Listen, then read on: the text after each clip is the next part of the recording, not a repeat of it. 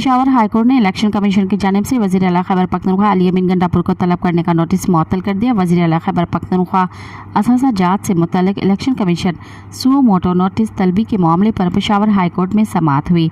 समाअत Peshawar high court के justice SM Atiq Shah और justice Shakeel Ahmad पर मुश्तमिल 2 रुकनी बेंच ने समाअत की। अदालत ने वज़ीर आला खैबर पख्तूनख्वा के तलबी का नोटिस मुअत्तल कर दिया, जबकि इलेक्शन कमीशन को नोटिस जारी करते हुए जवाब तलब कर लिया। वकील दरख्वास्त गुजार ने अदालत को बताया कि इलेक्शन कमीशन ने अली अमीन गंडापुर को नोटिस जारी करते हुए आज पेश होने की हिदायत की है। ये पिछले सालों के गोशवारों की वजाहत मांग रहे हैं, ये इख्तियारात इनको नहीं दिए हैं। ये सब चीज़ें इलेक्शन कमीशन की वेबसाइट पर मौजूद है। मज़ीद ख़बरन ऐं तफ़सीलात लाइ विज़िट कयो असांजी वेबसाइट www.awamiNewsHD.com ऐं ॾिसंदा रहो अवामी न्यूज़ HD।